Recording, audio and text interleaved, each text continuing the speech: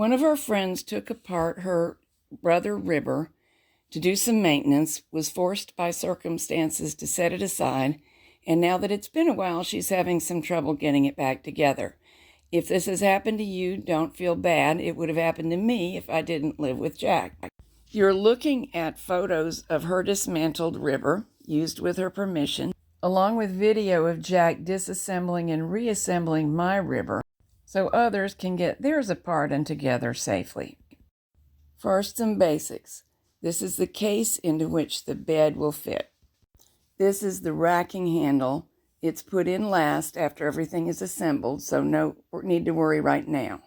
These are ribber combs, so we don't have to assemble them. We'll just use them when the machine is ready to use. The same is true of the connecting arm, weights, and stitch selectors. Okay, you're on. All right, what we're going to do is take the case off so that we can see what's going on, because in picture number 1, I'm pretty sure that's the case. Yeah. Sitting at the top of the picture. So bear with me. So this is how you get it off. You already know that. And it's the last thing when you're assembling that goes back on. So maybe you can play the video backwards. Yeah, that would work. You can also play 33 1/3 on 45, but nobody ever does that anymore. And half of your audience just said, "What?" Everybody my age and older knows what I'm talking about. Yeah, but how many people are there that old? Well, there's a lot of old knitters out there. Not me. I'm 20. I know. Here is the difficult part of this. And let me move down so you can see. And it's these little clips that are pushed in. There you go. Now that's the right implement. But that's the hard part. It's a 2-piece. This goes in. It's like a receiver. Yeah, this is the socket. And you have to kind of collapse it to get it to go back in the hole. It goes in the hole. Then when this post goes down in there, it spreads those little fingers that I was having such a hard time getting in. And that's how it locks in position. Yes. It's called a pop rivet. And I'll go ahead and get these out without a lot of fuss. And here's one you can see quite clearly if the camera can follow me. See, that's how it comes out. Here's a better look at a pop rivet with a clearer access for view. I'm trying to get my fingers out of the way, but it's such a habit to get them in there. You did well. We could see that time. There's one part, and then you just pry this up. If you notice, this is round, and the slot is a little elongated from side to side. The hole under it is round. Okay. All right, we're going to take the end caps off. Another operation. Again, we talk about this all the time. This is a bevel-headed screw. This is the only place you're going to find these on your knitting machine, is where they go down into those flared holes. I'm guessing the purpose is to make sure the surface stays flat for our carriage to go across. Exactimo. So you're Hercule Poirot now? Yes. There's one of these on each end, a less obvious spot that must be released before the end cap can come off. There we go. It only needs to be loosened. It doesn't need to be taken out. So in order to release it, this screw, and loosen this. But you don't have to take it. Well, the screw won't come out, but all you need to do is loosen the nut on the bottom side. I've got this little offset wrench that just gets in there, but that's okay because we want to control the situation.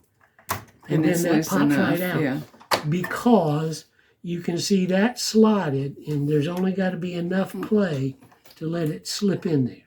Releasing the opposite end is the same as releasing the first end. Yes. All right, the tricky part is getting it over that, so we're going to rotate out and lift up.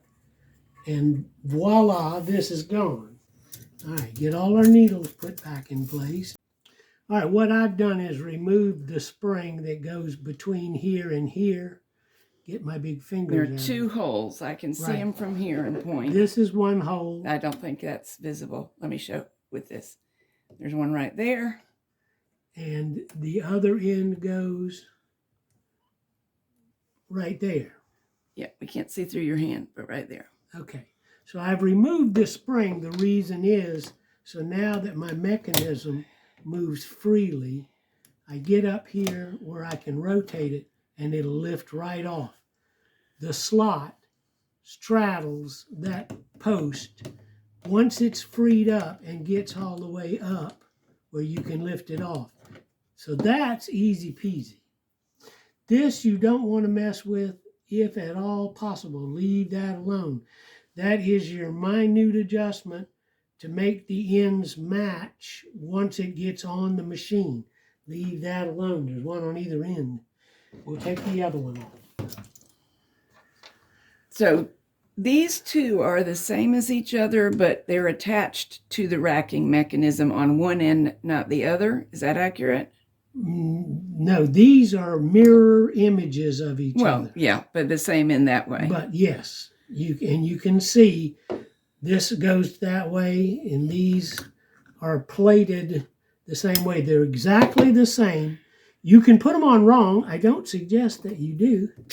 We've managed to put pretty much everything wrong at least once. At least once. All right, again, we're going to free this up so it'll slide.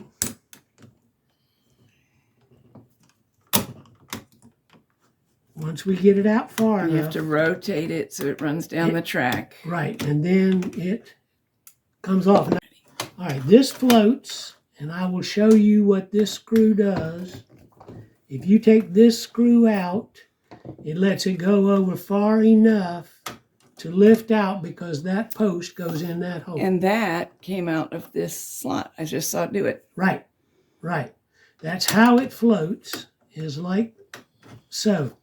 So when that screw is in, that's as far as it'll go, and it becomes a little bit further. That's the simplest stop in the world, isn't it? Yes, it is. It's easy peasy. This racking mechanism, you see, the rack gear here controls this movement. That's why you always mount this side first, because the other side floats, and then you can get it into its position. Referring back to photo number 1 for a moment. In photo number 1, the lift levers are off, and she's taken the gate peg assembly off, and it is laying this way. So it comes off, it's laying that way.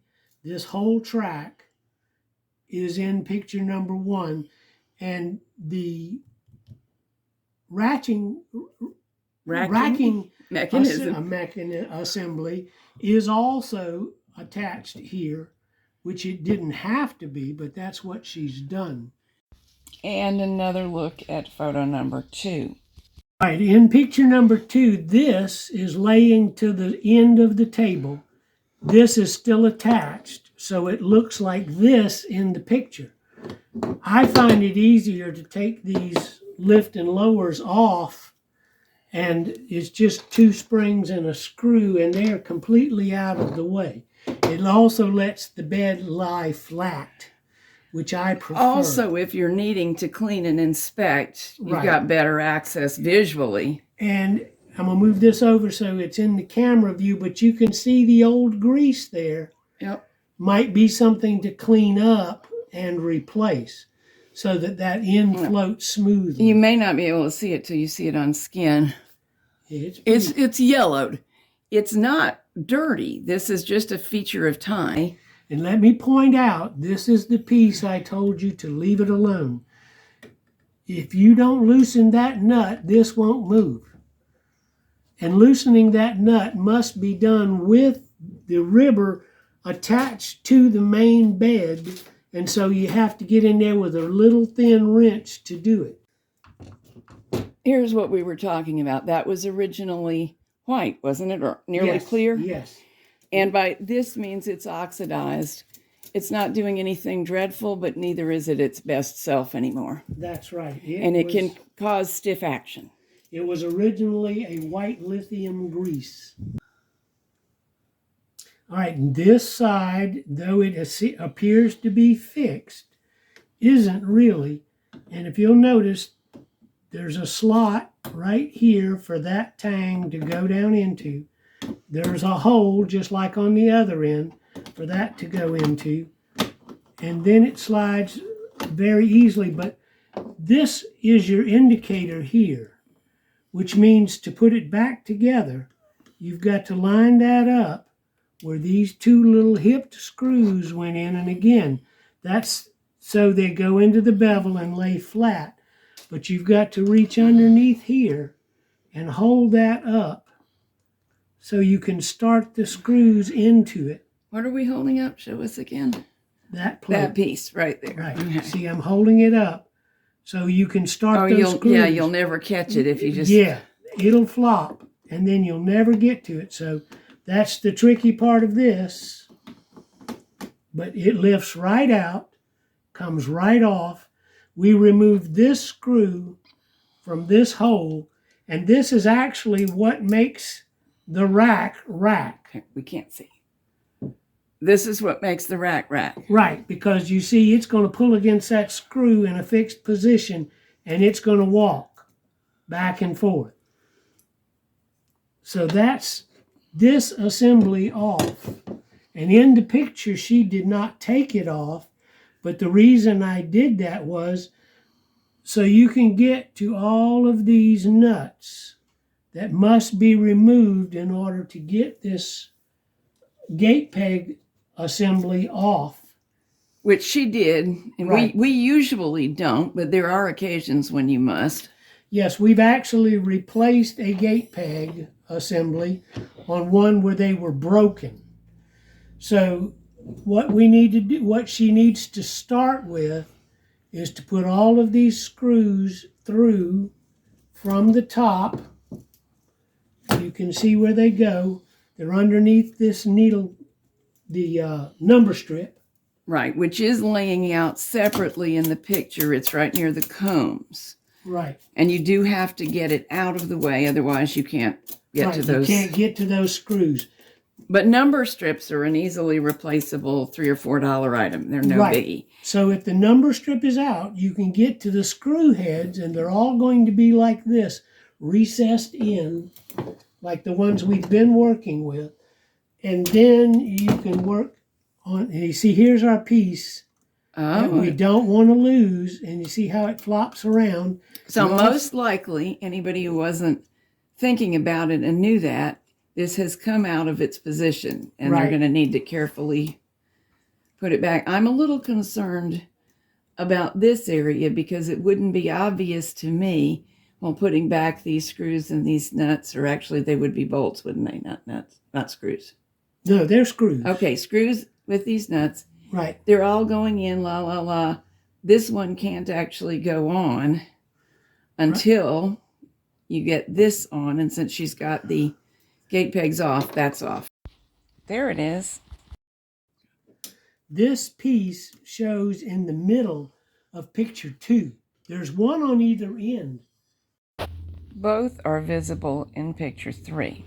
I don't know if they're exactly the same or not. They look to be, but I would say you probably got a left and a right, and it needs to be kept that way.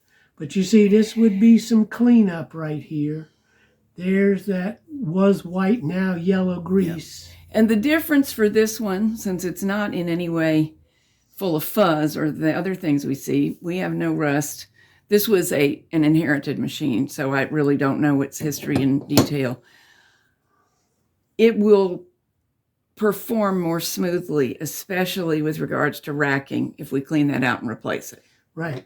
Let me point out, this is a slot, not a hole. If you pull this nut off, just like we did, you'll see there's a hole for that screw to go into. And they're machine screws. That's why you can put a nut on one side of it. But there's a hole for that. These are slots. So when you put this back on, you must be sure that it is lined up correctly in its slot. It looks like it's butted up against this piece. And this one is making a right angle. Right. To the, is this a track? Yeah. To the track, and it is touching. Right. So it's butted up to the track. I can just barely get my thumbnail between the edges. And the reason you can is because this nut's off of that screw.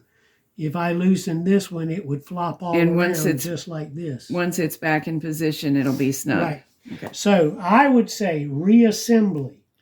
Put the gate peg assembly back into place. Put all the center screws down to the ends. Stop before you put this one in and that one in. On both ends, put these plates on, butt them up to the track, and then you can put it back together. And you're going to show that, right? Yeah, I guess. I would suggest getting this slide off also, just for the freedom of movement all down through the gate pegs. Yeah, it's going to be much less knuckle scraping, isn't it? Yeah. Well, you saw how we had to do. I used my little offset, but you see, if these things are out of the way, oh, that's easy peasy. Yeah. And this is 6 millimeter. You might do with a 5.5, but the 6 works so well, I wouldn't argue with success. Do you happen to know what the other measurement type, the old US sizes are? No. In 16ths or 32nds? Yeah. But there are conversion charts all over the web. That's it. All right, now we've put the gate peg assembly back on. We've got all of these nuts tightened down. The rule is always put them on loosely. Once they're all in position and you know you're in the right spot, start in the center and work out, tightening them up.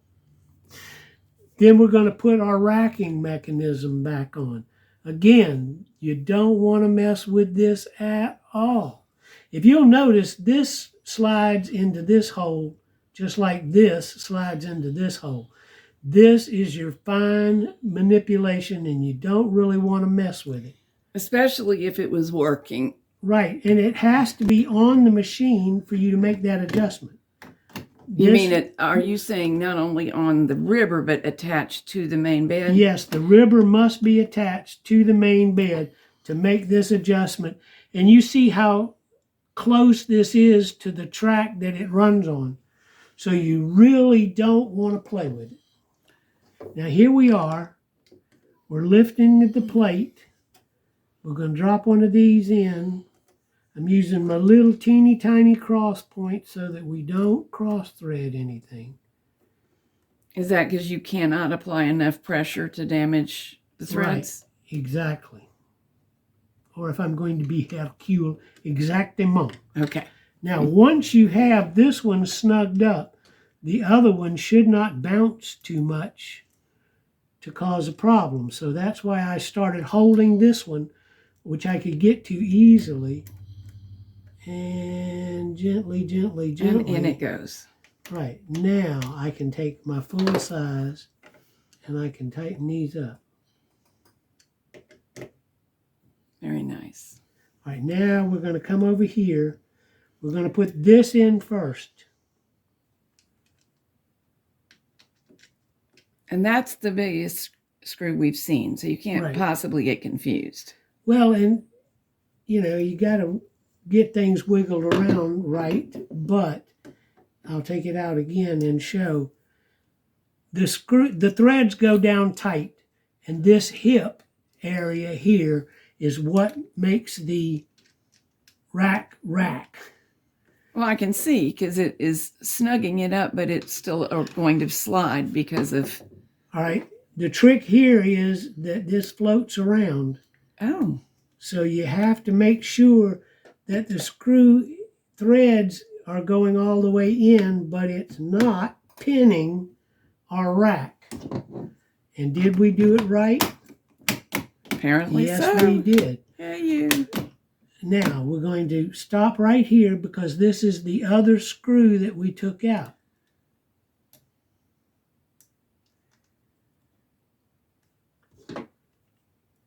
Again, something that will not let me cross thread it because I can't apply enough pressure to it.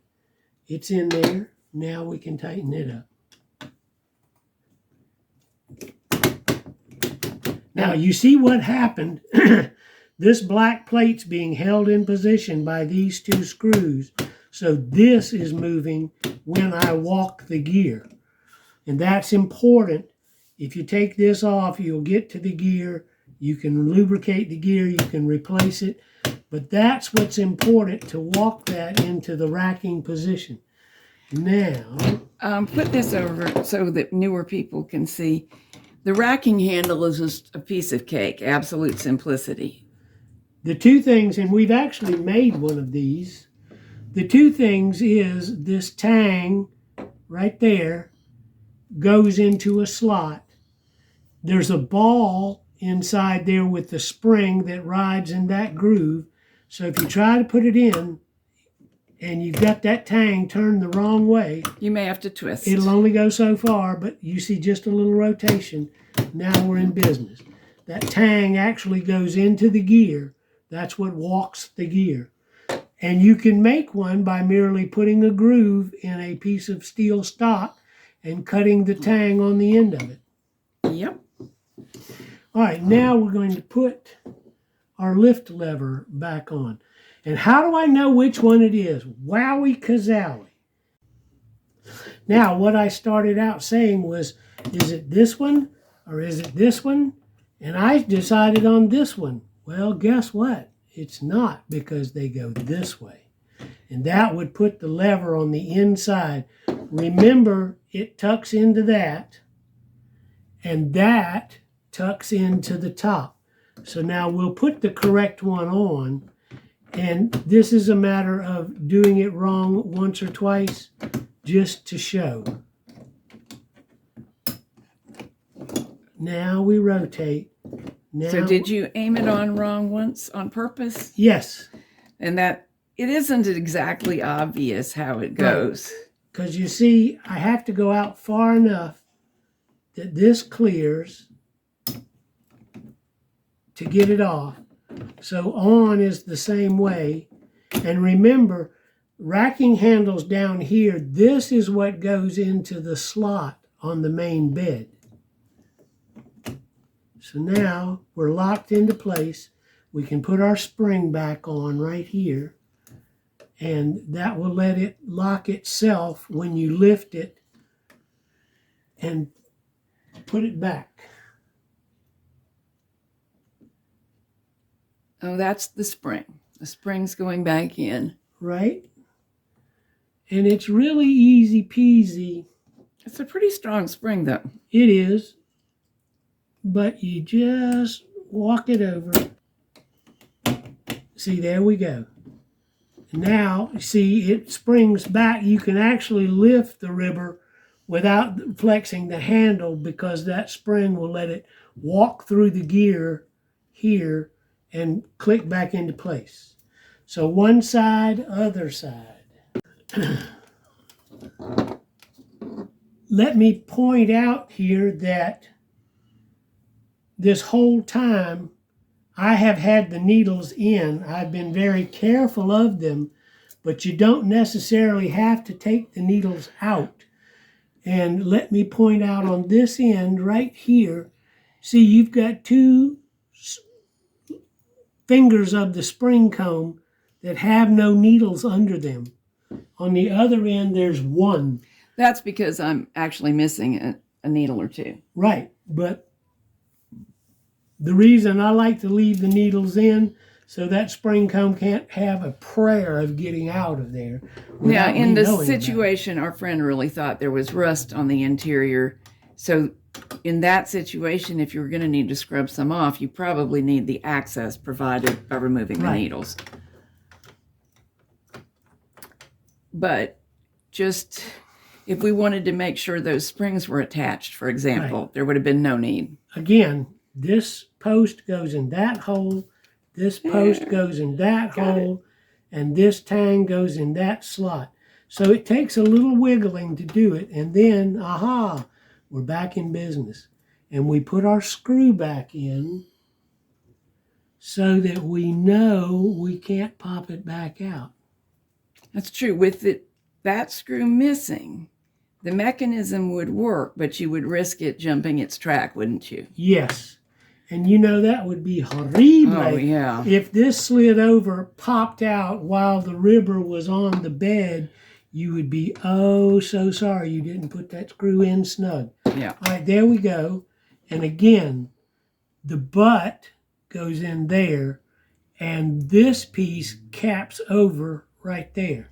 So we want to go here, we want to rotate, and we want to work our way back past that guy and seat it. There we're in business. Well done. And we'll put the spring back on this one. It really is a beautiful little mechanism when you get inside. Oh yeah, it's beautifully done. Now you notice, let me show you doing it wrong. What's going to happen? I can't hook that under from the bottom. You need to position it so the second hook can go in from the top. So the springs are not made evenly. Now, that's correct.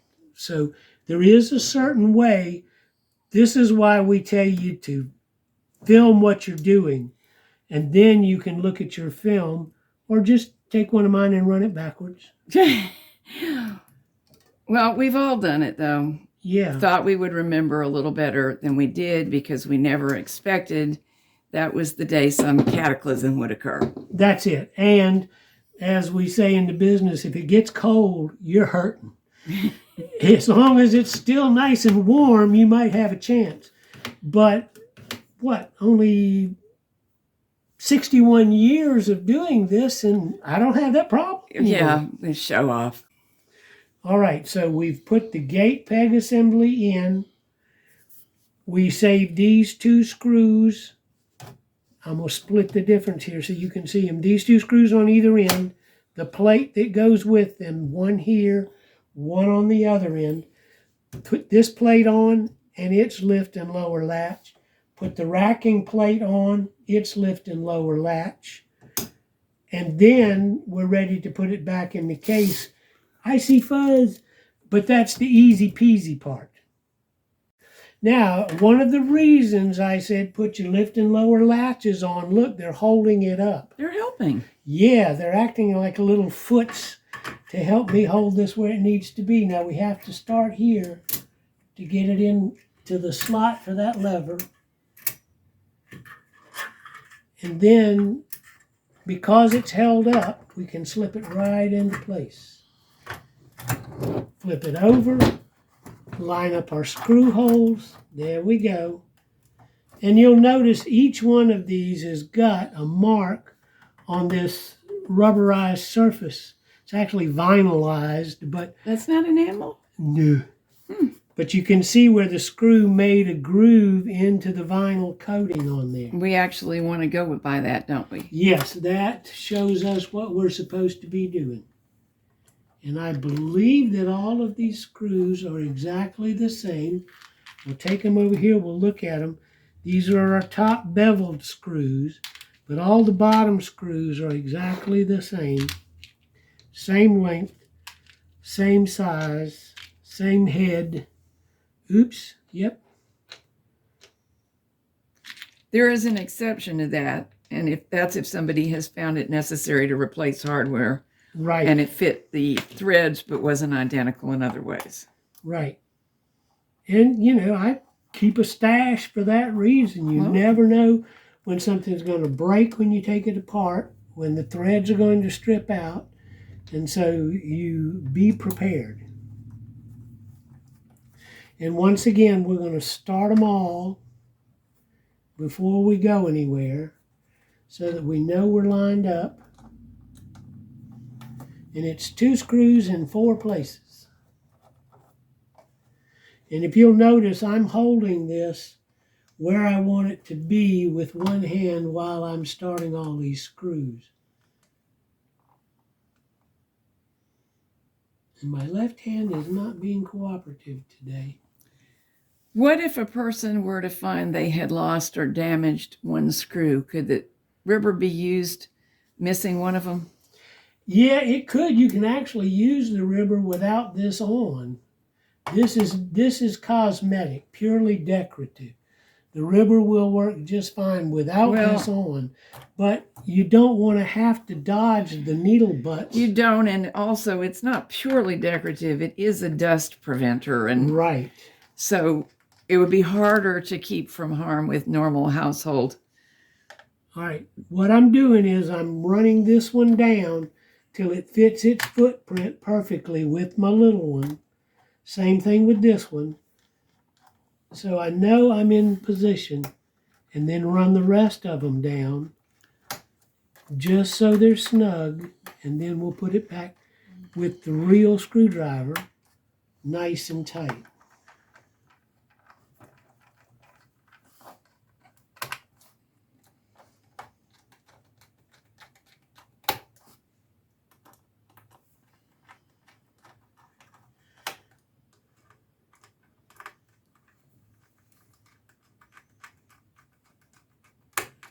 One thing this is important for is that's the serial number for this machine.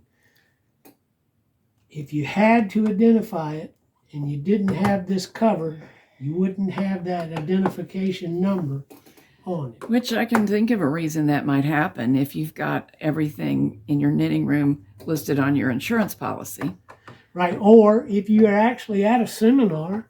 Yeah, and you know which is yours in case of some kind of mix-up. Right. All right, now we have to put our end caps on. And remember, we loosen this end nut so that we can slip that cap in there. And once again, our lift and lower levers are doing us right. Now, bear in mind that this nut plate will slide out of there. Stay over the machine.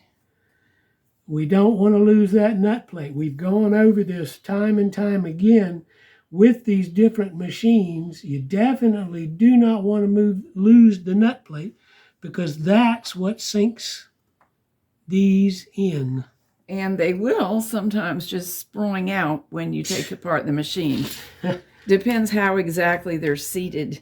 I've had it happen, and that was before I knew what a nut plate was. I didn't know I should have kept up with it.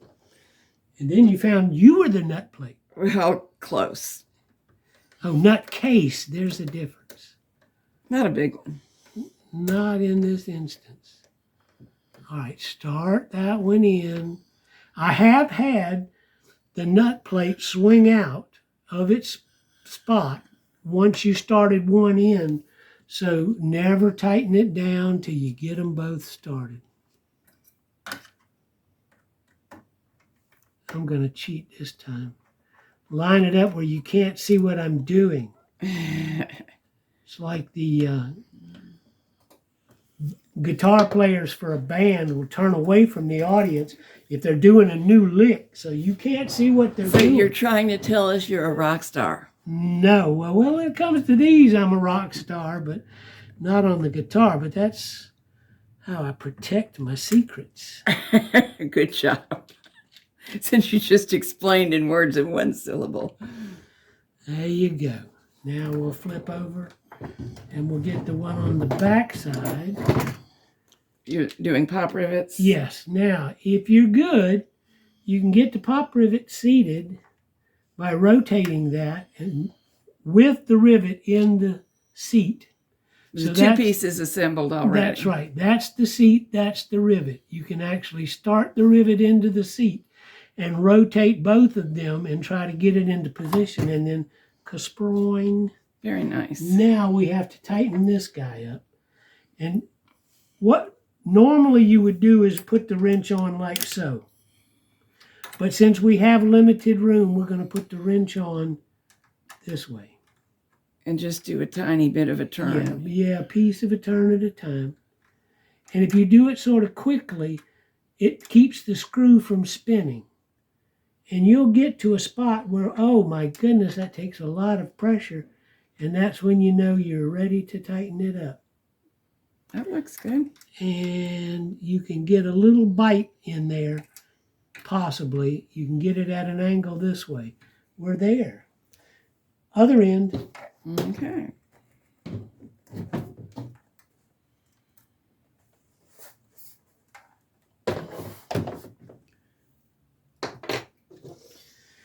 And I'm not going to pull that out, but I will lift it up a little bit so the camera can see it will come out of there. Yep. So careful, careful, careful. When I take them out, I always lay them down and make sure nobody touches them so that won't happen. And on some, there's a nut plate for every screw that goes in it. And again, now the left hand's getting this thing together.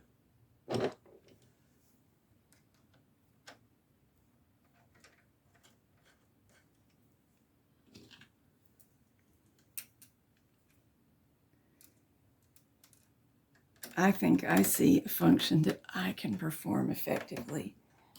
Watch me be mechanical.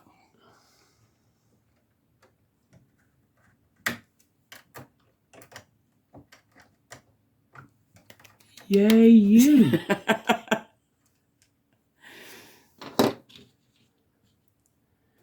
Let's get that out of the way. Yes, it works.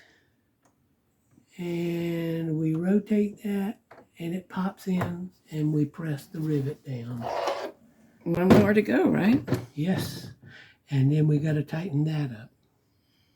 I'm going to start it with my fingers because I can turn it quite rapidly with my fingers. And that's one of those lifetime mechanic skills. Yes. The rest of us, maybe not so much. Well, the biggest advantage I have over most people is I don't have to look at what I'm doing. I've done it enough that I can do it without seeing it. It goes into your brain through your fingers instead of just your eyes. And I've worked on so many pieces of equipment where there was no room for the eyes. There's no way the eyes could get in there. So if you couldn't do it with your fingers, it wasn't going to get done. Yeah, this is a KR850, I believe. There aren't all that many Brother River models, and most of them that we have seen are way more alike than different. So even if this is not your exact model, this is probably useful. Right, and notice I could get my little screwdriver by moving this all the way over. I can get the tip of my little screwdriver in. I can reach around with my other hand and stop the nut from turning enough to tighten it up and then put the last little bit on it from the back side. You want them to be really tight because, again, you don't want this gate peg bar moving at all. And we've already talked about these little brackets have to be snugged up to the rail. And the river is subject to a lot of vibration. Yeah, especially when you don't think about it, but when you need to get between the beds and you just flip the levers and drop this down, this extended bracket makes everything on the other end a lot more leverage to twist and pull. Just to be sure of what we're doing, this is my racking handle. Where is the racking handle when it's in use? Down. So this is up. Needles are up. This is up. This is down. This is your release lever. So basically, we got it back together. I'm ready to knit. Yes, you are. Thank you.